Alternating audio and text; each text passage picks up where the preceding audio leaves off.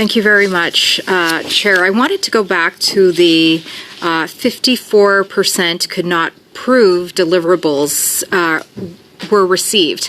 You and I had a brief conversation about this previously. As a former public servant, this was absurd to me, considering that the process of signing 32, 33, 34 requires that you must receive the deliverables before payment is released. You must sign the Section 33 before the payment is released in the Section 34. Similarly, my colleague had mentioned that we had put forward a motion back to try and get back the money, since it's pretty evident here that in 54% of cases they could not prove deliverables were received. I think it is a reasonable assumption that all of the work was not completed, all of the deliverables were not received, and therefore it would be reasonable to ask for the money back for many other reasons, but I think the greatest piece of evidence to ask for the money back lies within that. In addition, in the last Parliament, I asked the previous Treasury Board President if she would make the obligation to get the money back. She said that she would. We have yet to see a single cent. In the Committee of the Whole last week, I asked the President of the Treasury Board, the new President of the Treasury Board, actually the fourth during my time in this shadow role, if he would make the commitment to the Canadian people to get the money back. So I guess given all of these lapses, the motion passed, the inability to get the money back by the previous president of the Treasury Board, the weak commitment of the current president of the Treasury Board to get the money back. But going back to your reference of the nuts and bolts, the paperwork of the public servants themselves, it's astounding, as I said, that a 33 would have been signed for a financial release in Section 34 when 54% could not prove that deliverables will receive.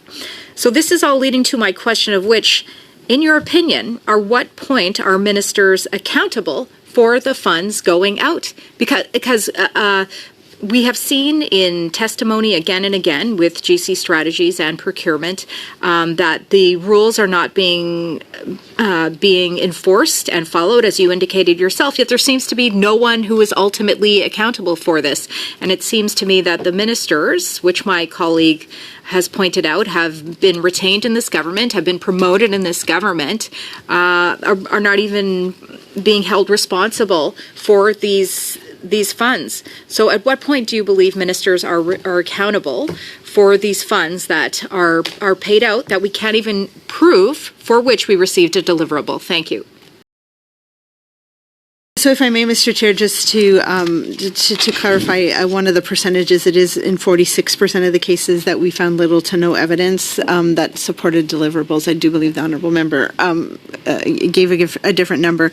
I think it's ultimately up to this committee and other parliamentarians to hold ministers to account. It is my responsibility to ensure that deputy ministers, who are the accounting officers of departments, are ultimately accountable for all the decisions and actions that happen in their organization.